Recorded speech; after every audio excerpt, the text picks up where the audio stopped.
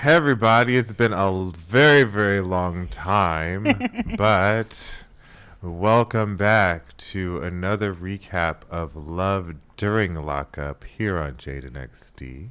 Oh my God. I know, it's been like 6 months or so. Oh, really? I thought it was a year. Nah, I want to say it wrapped up right before the holiday. Okay. Maybe a little later, I don't know. But in true Love After Lockup fashion, this is free, available anywhere you get podcasts and on YouTube and on Patreon. Eat So free polo. 99. Yep. So you can watch us do this thing we do, right? That's right. Whatever the fuck it is. Mm-hmm. Um, I will say I am thoroughly excited that this is back. I know. I love rewarding bad behavior when it has nothing to do with people that I truly know, Mm-hmm. you know? Also, before we get to Love After Lockup, Big Deb, the Trump supporter, has her own reality show coming out. I'm sorry? It's called Deb's House.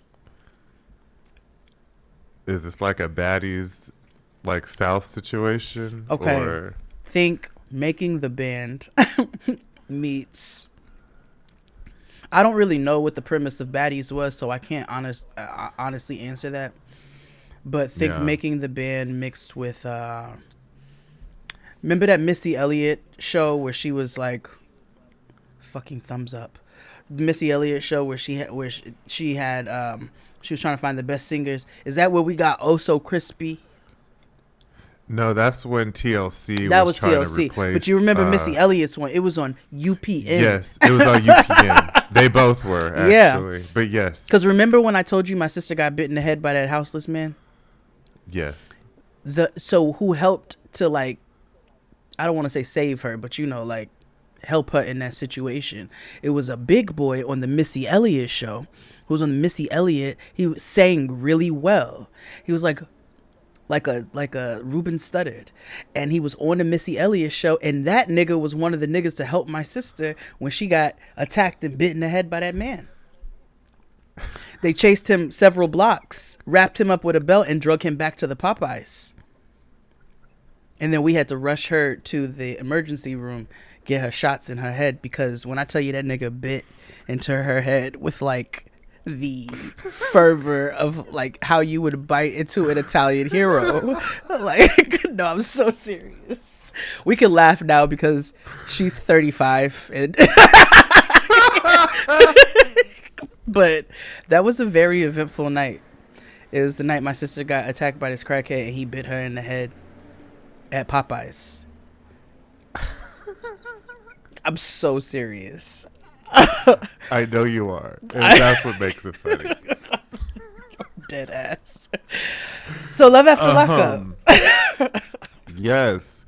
We are in a brand new season of Love During Lockup, which means that we're going to have a slew of different people for Love After Lockup. Yeah. And Love whatever the fuck happens after that, right? Yeah. Are you okay? No. Did you have a stroke? Yeah.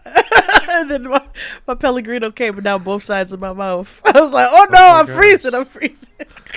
I smell toast. Toast. There's toast in the air. Toast. Sorry. Oh my goodness. Well, anywho, like again, we said this is free access anywhere, even on the main stage, so you can go listen to it. Yeah. So, where do you want to? Let's just start in order. Let's start with Rudy Huxtable Timmy and Big Brother. Yeah, aka the Truman Show. That's what I've named them. Yes. This is. Because there's nothing healthy about this. I mean, not even a little bit of nutritional value. Not even a little bit. Not at all. This is bad. So this story takes us to Yukon, Oklahoma, where we meet Tenny, a stay-at-home mom. And I'm sure she has a business where she either sells eyelashes or like She does does taxes taxes, for yeah. people. Or both. You know, Or both. Right. multiple LLC club. You know what I'm saying? Yeah. And there's Rob, who he's The in brother. for robbery. Yeah, robbery with a firearm. Right. Mm-hmm. So this is one of those rare occasions where they're already married. Mm-hmm. They've been married for 4 years. Yep. He is currently serving an 18-year sentence. Mm-hmm. He's already been in for 16 years. Yeah. He's about to come home soon. Mm-hmm. I gotta be honest with you. The prison system is so lax. Like, he is giving us a tour via FaceTime of his digs. So initially I was like, okay, if a nigga is able, he has the ability to watch the cameras and be on the phone with her literally 24/7. And I was like, maybe he's in some kind of like halfway. I thought I missed something. I was like, he must be in some sort of halfway house program. Like, no, my guy is in full cell lockup.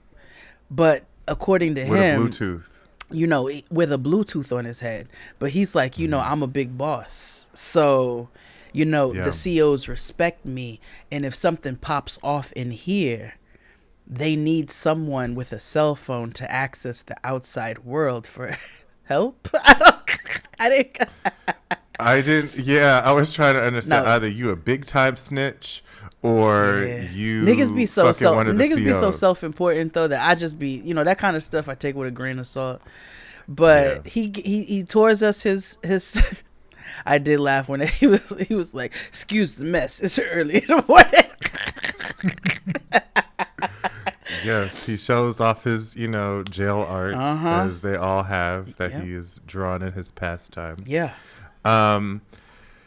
They met in high school. That was his first love. Yep. So he claims.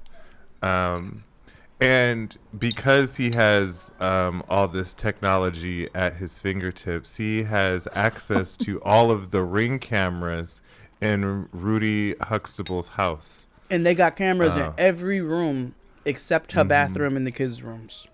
Mm-hmm. Yeah, Big Brother, down, Truman Show. And he says he's, like you said, he's knowingly breaking the code. But and I'm always questioning, how does Matt Sharp get away with this? But you know what? Let me not put question marks where God put a period. Exactly, or exclamation mark. Yeah. So mind your business, nigga. Yeah. Exactly. So she has 2 friend kids because anytime there's children that shows up on this show, they're always the voice of reason. So they ancestor become their children is what they are. And so my note says initially, I'm going to assume they call him Dad. Yes, they do. I think. And they do. They do. I learned that later. And they're pretty, like 11 and 9, I believe. They're a little They're older. 13 and 10. Oh, see, even worse. So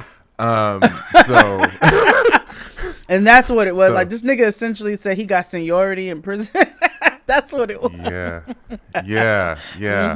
Yeah. So they're getting up suited and booted to go visit this nigga in prison, who is also locked up in Oklahoma, which is usually rare for these types of cases. Normally they have to travel to different states to different federal prisons or whatever. Not always. Not always. That's true, because we had to go with my cousin. We only went to San Quentin, and that wasn't that far. Yeah, and my cousin was at Wake County, and then when he got sent to the actual Fed, then state actually, then it was like an hour and some change past that.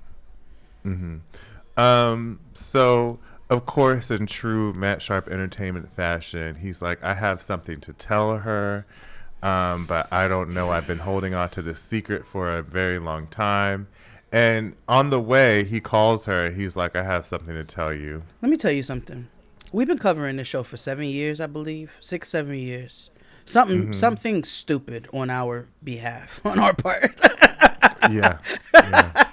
Yeah. But I'm not proud to admit it. no, but yeah. it is what it is. So Yeah. we've been covering this show 6-7 years. I'm so sick of this surprise bullshit. Like, unless you niggas are pregnant in your toes, you know what I'm Yeah. saying? Or you're letting your prison mate fuck you in your ear. I don't care about your.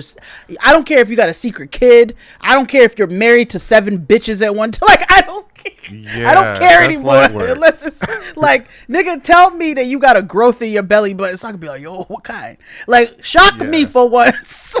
Yeah, shock us, because none of this is going to surprise me. It's probably going to irritate me even more. Yeah, and I know, and I like Rudy Huxtable. I think she's a pretty girl. Let me say, like is strong. Yeah. Like is strong. I think she is. You know, I want to honor black women as much as I can. This is a hard In the setting. context of this show. Yeah, I was like, this is hard because when that nigga be calling me, baby daddy, I love you. I was like, can we stop doing that? Right. He ain't fathering nobody's babies over here. And you just left like 3 minutes ago. You was screaming like that Right. before you got there. You screaming as soon as you left. Yeah. Yeah. So, they go on their visit. Uh-huh. It goes fine, but he does not tell her the secret because there wouldn't be a show if he told her right away. Exactly. And so on the way home, we learn that, he's about to come home soon. And eldest ancestor daughter is like, she's happy because she's tired of doing this back and forth every weekend to go see this nigga. Like, she wants to go to basketball games. She's like, girl, I have friends, girl. Yeah, like, I'm tired of being your friend and, going up there with you to see this nigga. I don't know him like that, but okay. But, Tinny Huxtable, she tries to thank them for being for holding her down. I did as appreciate their mom that. friend. Even though this is, you got to take your wins where you can get them. You know what I'm saying? And it seemed like she has a good relationship with her kids. Do I love all that she's exposing them to? Absolutely not. Like, there is no black ass away on this planet that if there wasn't a Tristan, God forbid, and I just had me a kid and was like, we're just gonna go visit my friend every weekend until I finally one day tell you it's not my friend, it's my nigga. And then my kid is asking me constantly, like, how are you feeling? How are you adjusting? I can't imagine. I can't imagine doing any of this. Yeah. But with all that aside, it seems like she has a communicative relationship with her kids, and like, as healthy as it's gonna be, given this or whatever. And so I appreciated her honoring the fact that, yes, these niggas are giving up their lives to go with you to visit this nigga and also, we'll get to that in a second about the surveillance. Go ahead. Yeah. So, ancestor daughter is like, again, ask her therapeutic questions like, how are you feeling? What's going on? This Tinny quotes Vivian Green. And I really want to say that I am excited that the younger generation has never let Vivian Green go. Because Tinny's only 33. Okay, I was like, you better sing Vivian Green. Yeah. Very black.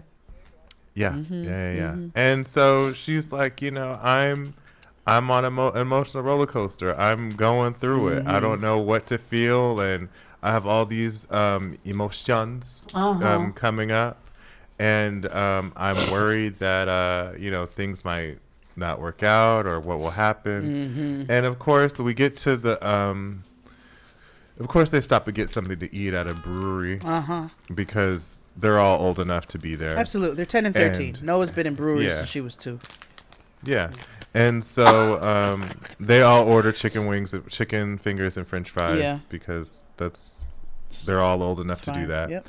And they're having a good family meal, and they're like waxing poetic on what it's going to be like when this nigga gets out. Yeah, it's gonna be real different when the nigga's in the house and the kids are like, they are laughing all of this off, but it is disturbing to me.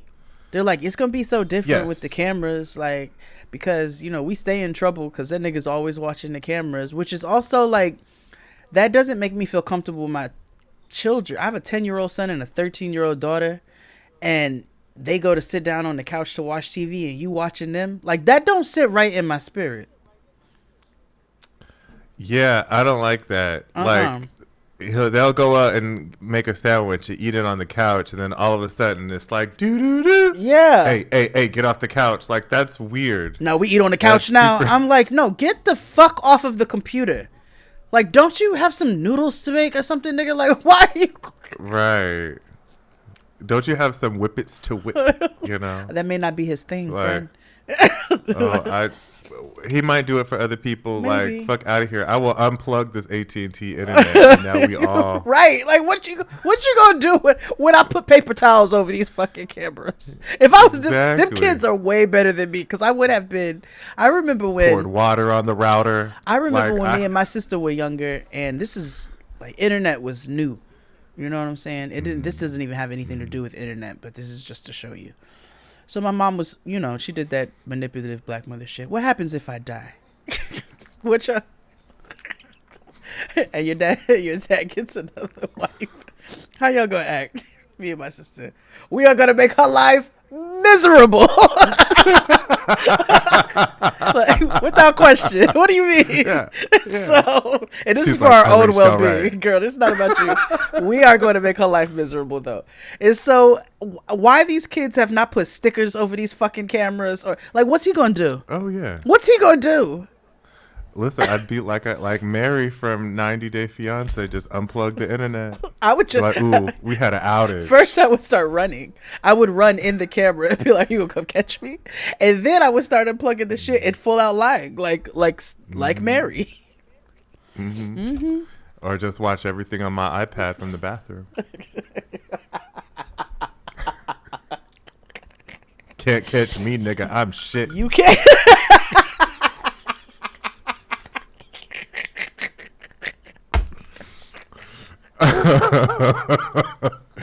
But Oh God. but anywho, that was them.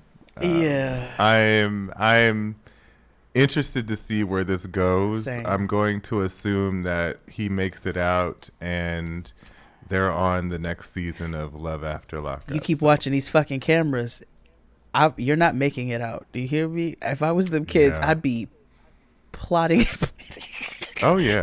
Oh yeah. Oh yeah. Plotting and planning. But yes, that was them. Okay. So let's ooh, who is next? Quiznos. Andrew and Candace. Mm-hmm.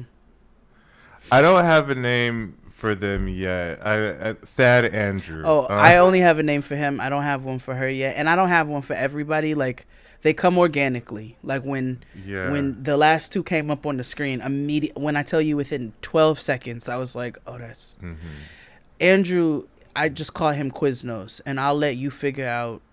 Because he looks like the rat. I wasn't from gonna Quiznos. say it. I was just Yeah. gonna let you figure it out when Yeah. you said it. Yeah. But yeah. he- No, as soon as you said Quiznos, I was like, oh yeah. We got a pepper bar. He looks just like that. Candace is still, she's kind of like chameleon, a chameleon to me. She changes in every photo, so. Yeah, because at first she gives like Britney. Yeah, but then she gives like Michelle also, Visage. Yeah. Speaking of our girl Britney from the OG of Marcelino and Britney, you know, she is she started a cleaning business out in Orlando. I love that. So you know, if you need your house cleaned, you know, give her a call. She's one of the only white women we plugged. Yeah. But Andrew, aka Quiznos, lives in Greenwich, New Jersey. He's 40 years old. He's a warehouse supervisor. Candace, aka Chameleonaire, I guess because we don't know what that bitch looks like yet. Yeah, I don't either. We've seen Yeah, 4 it's so pictures weird. and we still don't know what she looks like. She's 29 and locked up for burglary in Nevada. Yeah. So she's getting out in a few days. yeah, she'll be getting out in a few days. So we open their scene with Andrew at the crib, and his homeboy Bookman drops by to help him. I called him Cleveland. It's like, look at that is Bookman. So Yeah, Bookman. That's funny. Bookman, yes. his homeboy Bookman, aka James, drops by to help him, quote unquote. At first we thought it was just a dining room table full of gifts, which is nothing, right? We've seen that often.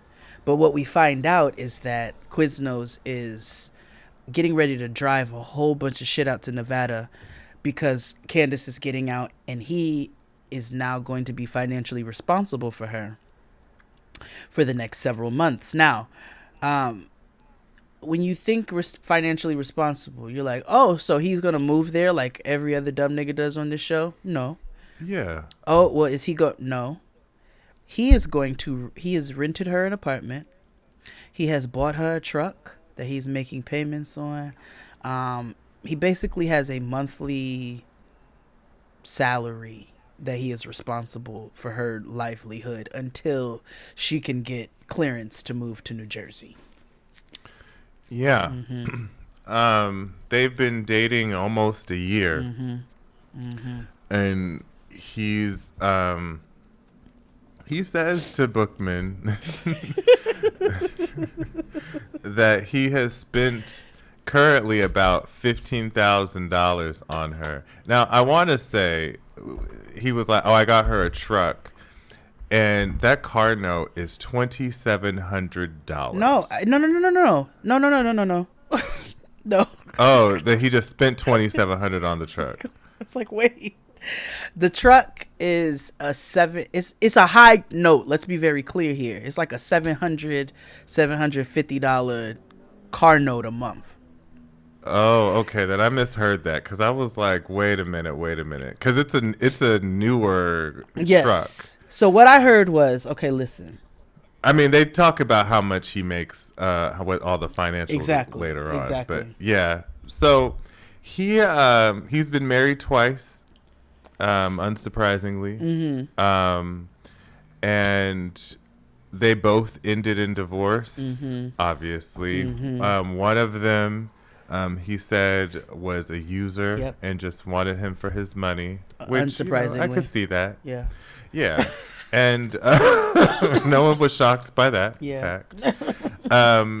But he is ready to walk down the aisle of matrimony once again. And he shows Bookman the ring he got her from Zales, or Every Kiss Begins with K, and everything. Yeah. Now, while he is dumb as a box of rocks for spending all this money for renting an apartment for her and buying her a truck and all kinds of things, because you don't know this lady at all and you don't know what she's about to be doing and all of this stuff. No. He does the smartest thing that I think I've seen anybody on this show do who is going to do something stupid. He goes to see a financial advisor. Everybody else just tells us, like, I've spent $30K on this nigga. I buy this nigga noodles every other day. Like, I've sent him $18,000 worth of socks, whatever. But he at least goes to the financial advisor and he's like, I need to break down all of what I spend on her and what I need in life so that I'm not falling completely in the hole. And that's where we learn that her rent is going to be $100 more than what his mortgage is. His mortgage is $13,000. The rent's going to be $14,000. Bought the truck. That's $700 something a month. Essentially, it comes to between his expenses and her expenses, his child support, all of that. It comes to $6,200 a month. He brings in $6,800 a month. Yeah, so he's barely making it even. Yeah. Thank God. Yeah. Because we've seen otherwise. Yeah. And leaving no wiggle room for anything. Right. And it's also wild because he's only seen this bitch 8 times for 2 hours at a time. Yep. So. And he's not above borrowing continuously from his 401k. Now, I got to tell you, I have done that in the past. You get taxed on that shit like a motherfucker. That's part of his fucking expenses. So why would you keep being willing to do that? Right. Like, oh, that's just going to continue, like, you know what I mean? Like adding up, right? He's not bright. It's Um, just he just did one responsible thing. yes, yes. So, Mama, the financial planner, she was like, "You don't want to be broke, or you want to be broke," because his solution to all this was, "So should I get a credit card?" And she was like, No, "No, nigga. nigga, Do not get a fucking credit card. why? Why would you do that? That's more debt." She's like, you are sliding by the skin of your teeth right now, and we want to know if you're willing to be broke for love. And he's like, yes, I am. So he goes so he gets on the phone with a chameleonaire and tells her that he went to go see the financial advisor. Well, she spawns a nuke, which of course is a red flag for us, right? Because he doesn't see it as such. It's not too bright. But she spawns a nuke about him seeing a financial advisor, because what that is saying to her is that he is broke and she may be left with nothing. Yeah, yeah. She took it as like, if something happens, like in this financial scenario, where does that leave her? So I kind of understood where she was coming from. Still awful, and because she was like, I thought we agreed I'm gonna get a job and all that good stuff. It's like, yes, lady or person. I don't know her pronouns. Yeah. Their pronouns. But I True. that's just my No, that's you're my right. default for everything. Yeah. Because if he misses a payment on something, she might be out on the street, and that would fuck up her parole probation, because we don't know what type of paper or legal situation she about to be in. Right. So I get her fear or whatever, but she also needs to think clearly, like, oh, he's doing a responsible thing by going to a financial advisor. He didn't say anything that things were going to change in the agreement. All he just said was, I went to a financial advisor. She was like, you didn't tell me, so that means you're broke. No, lady, that means he has enough money to go see a damn financial advisor. I knew she was going to be a problem when I seen her hair. So that court clip will be applicable to so many different situations. I love that clip very much. But when I seen all them different shades that she dyes her hair, and that's not to say people who dye their hair different shades are problems. It is the particular shades on this particular woman that that told me all that I need to know. Yeah. Yeah. Yeah. But that was them. That was them. Let's move on to the Players Club. Oh, Cousin Monica. Yeah. Yes. Yes. Yes. Uh-huh. Yes. The Players Club and Jamal with the Technicolor Dream Penis. Oh, yeah. Yeah. Because that's all we know about him positively. It is. So this story takes us to Wilkes Barre, Pennsylvania. Uh-huh. I'm not too sure where that is. I feel like they sell, like, that's where some cigarette or beer company is from. I definitely think they make guns there. Yeah. Yeah. So she's a dancer, stripper, and We don't shame sex work on this show. I didn't say she was. I didn't shame nothing. You're They right. just said dancer. I just wanted them to call it what clarify. it was. No, you're right. She's Yeah. she's Ain't an nothing wrong with exotic a stripper. dancer. Yeah. And a very proud one, because she was like, I was gonna go to school for anesthesiology, and she was like 12 years. Fuck that. And he's in prison for drug trafficking. So we open up the scene with period picking her up to go to work, right? with the Shirley Temple baby hairs. Yeah. Oh, but you And the forgot that Nay with the braids. We really open up with Mama scurrying off to work, and Nay with the braids shows up to watch the baby. Oh, yes. And, you know, part of this is relatable, not to me, but we know this. Absolutely. What does that poet say? And we know this place. Yeah. So, like I said, period. Picks her up because she has a suspended license. Yes, and yes, she does right now. So, period. Mm, Is her coworker. Again, I do not want you all to bypass. I have to repeat this. Period. Has Shirley Temple baby hairs. Do with that what you will. Yeah. Also, friends, after a certain age, you gotta let the baby hair go. Talk to like, Chili. you know what I mean? Talk to Chili. Like, I would if she listened to black people. So I you know, I don't know if you have to let baby hair go all or together. stop calling it. I baby think we hair. need to stop calling it baby hair. You know what I'm saying? Like it. Some of this is very cultural, you know, and it doesn't stop. But then, you know, then there's, you know, grow up also. Like, yeah. you know. Yeah. But anywho, she just wants to be successful. Yeah. You know, she's 27. She got 2 kids, but she's tired of stripping and she's trying to get out the strip club Stevie. Well, kind of. She's the thing is, she makes a lot of money. Yeah. Something keeps pulling me back. Yeah, she makes at least $600 a night. Yeah. And she's a single mother of a 9 and a 2-year-old. So you know what I'm saying? Like, we get it. Yeah. Yeah, that's real.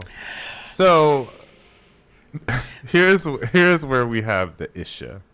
This is why she's Monica and not Diamond.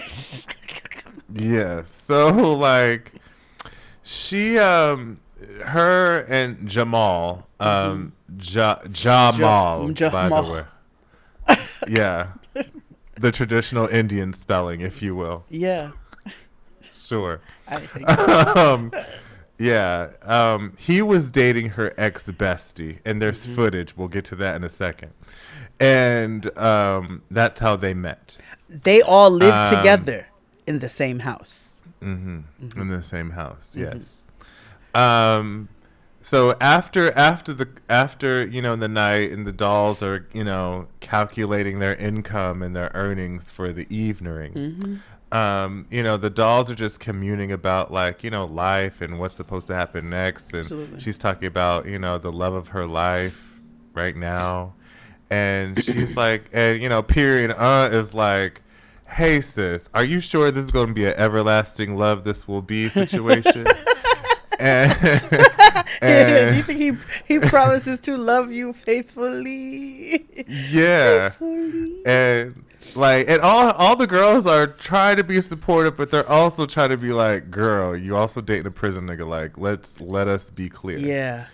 And she's like, well, I got the peach and he got the cream. I really wanted to not even reiterate that.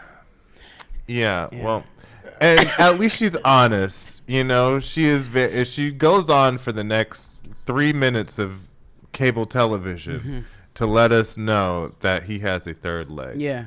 And Matt Sharp Entertainment Television Productions, they try to find every picture to demonstrate that he has a big wang. Yeah. Anywho. In the process of this politicking with the dolls, she gets a phone call. So, of course, she answers. My favorite. Yeah. She gets a phone call from the public defender. And she answers it on speaker. What up, bestie?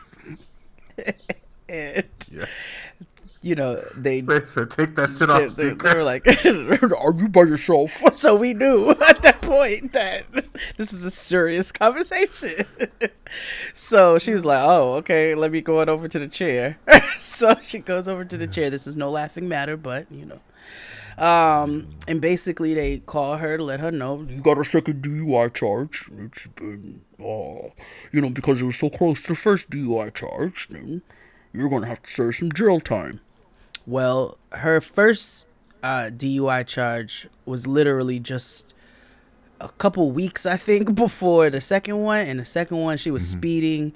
They pulled her over, and the whole Dodge Charger smelled like weed. So that's why her license is suspended. And she can't avoid jail time because that's 2 offenses back to back.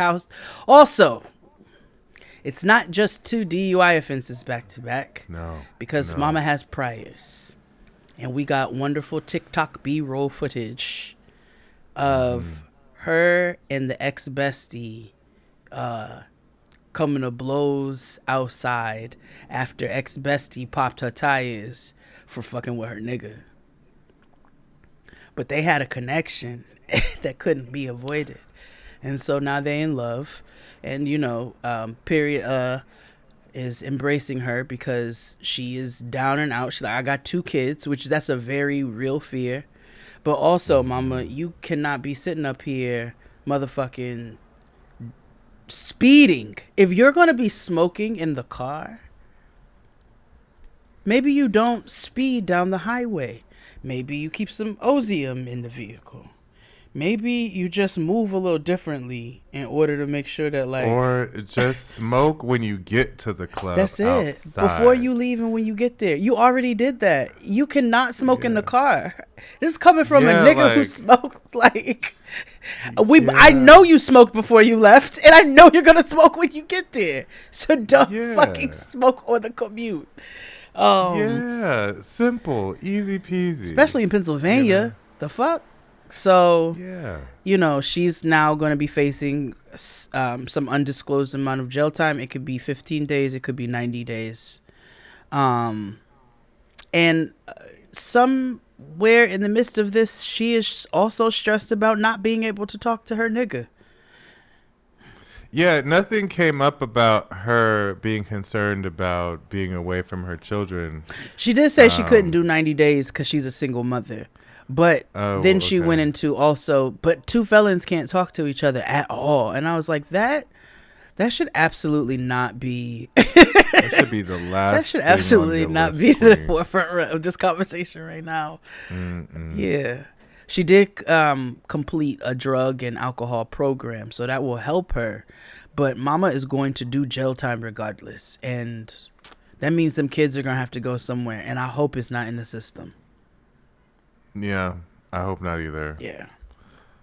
I hope somebody's grandma come and get them. Hers will. Yeah. Well, I don't know. Oh, you know, yeah, you're right. We don't know. Her mama might be 36, and so I don't know. She's 27, so it's possible. Yep. But that was them.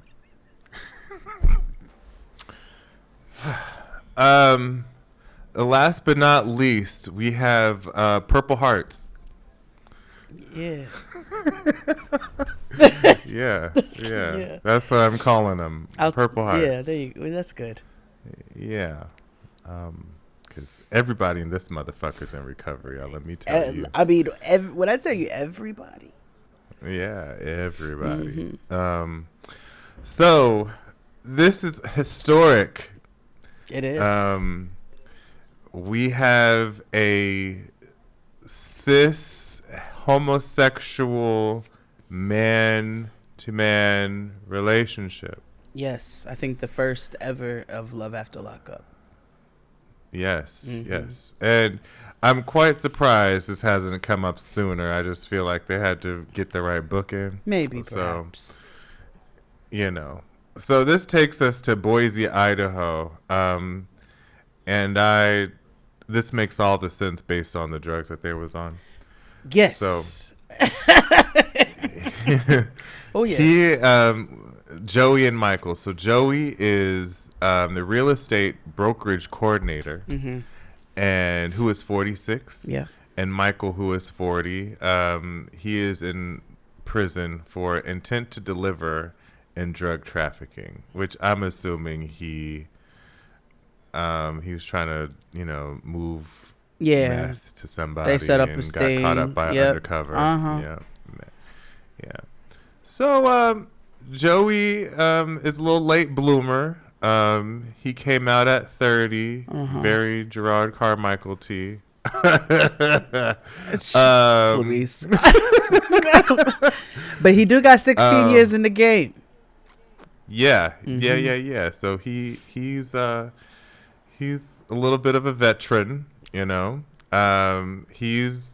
we open with him on Face, JPay, whatever the fuck they do on his ThinkPad. And Michael's trying to phone bone. Yeah. But Joey is at home With his and parents. Yeah, and he lives with his parents, and his parents were just in the next room. He, during a financial downturn in his life, his parents were like, "Why don't you just move in to save money?" He also was having some mental health issues. Yeah, and they were like, "Why don't you just come home and get yourself together, and then as soon as you get yourself together, you can get your own place or whatever." That was 10 years ago. That's always a little bit been my fear. Yeah.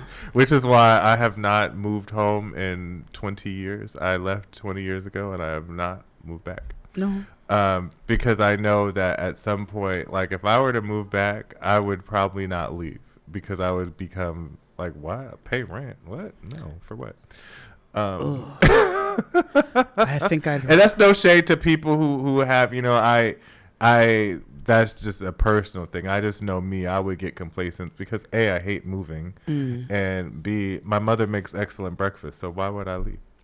I love my mother, but I don't think we should live together. That's also a thing.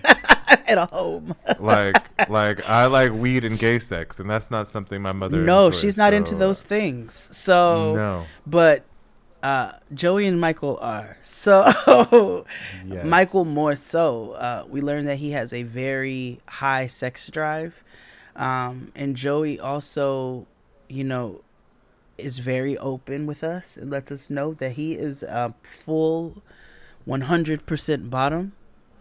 Michael is a full 100% top with a very high sex drive. And so therefore he is getting ready to be spatchcocked when he gets out. My note says we have restored the natural order of things. None of this verse business. Yeah.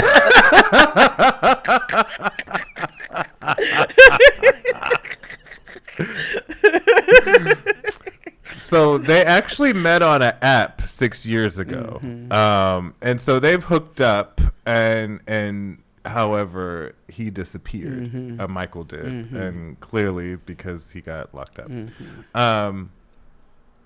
And this is very important to the story.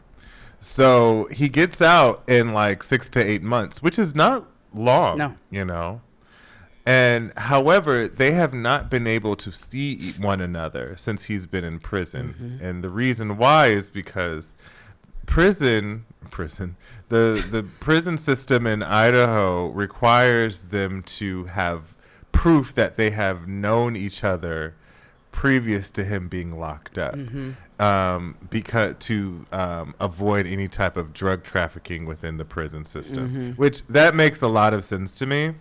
Yeah, kind of. But I also am like, but then you are alienating people who do this, right? Yeah, there could be some genuine connections. Yes, there could be. And also niggas who know each other can also traffic drugs. So That's very true. Michael tells him to Photoshop a picture of them together. And Joey's like, I'm not trying to go to jail for this nigga, but I'm also trying to see this nigga. So I'm conflicted.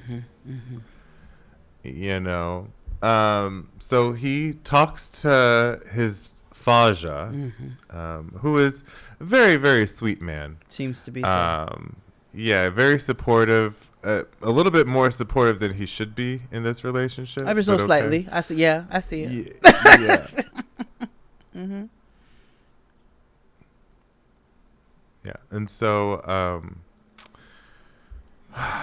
he tells his father, what's going on and all this good stuff. And his father's kind of like, well, I can't tell you what to do, but don't do it. And we learn about everybody's recovery journey. We learn that his father is in recovery for alcoholism. We learn that Joey is in recovery for alcoholism, and then 10 years of being sober, he hit a different type of wall and place where he was at a very low point in his life and he needed something stronger. And he turned to meth. And so, he was on it for a little while and he got into a program and got out of it. And so he is in a constant state of rehabilitation and recovery. And so his father's kind of like, well, is this nigga going to pull you back into that situation? Because Michael was moving meth and shit. And he was like, well, and this is common, what we hear on this show, like they were in the military, shit got bad, and they ended up addicted to whatever substance of their choice. Yeah. And so, and that's how they ended up in this situation. And because his dad was like, I only respect him because he was in the military. Yeah, he said that's the only pass he gets from me, but he still got to prove himself. So, of course, Joey is hiding a secret from his family. We don't know what it is yet, but I don't care unless you are pregnant with a gerbil. You know what I'm saying? Or he already sent this picture. I know that's probably what it is, that he photoshopped this picture. And that's probably what it is. We will see what happens. He's very concerned about this picture, though, because he's like, I'm afraid that they're going to say that I will never have an opportunity if they catch that's what it is, for us to see one another. And he, outside of his meth usage, he kind of seems like kind of straight-laced, if that makes sense. So, yeah. And let's be very clear here. Michael is a career criminal.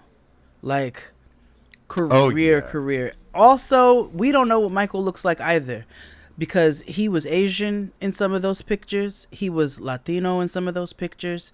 And then he was like white from Boise, Idaho in some of those pictures. It's giving big. He also looked like Evelyn Salt in some of those pictures. Yeah, exactly. Yeah. It was giving Ozark energy, but I also, we'll learn more about them. Yeah. So that concludes today's recap of Love During Lockup. Again, it's free everywhere we are. Subsequent episodes will be behind a paywall on our Patreon, so go subscribe there at patreon.com/Jade and XD. And we will see you all next week for a new recap over there. Bye.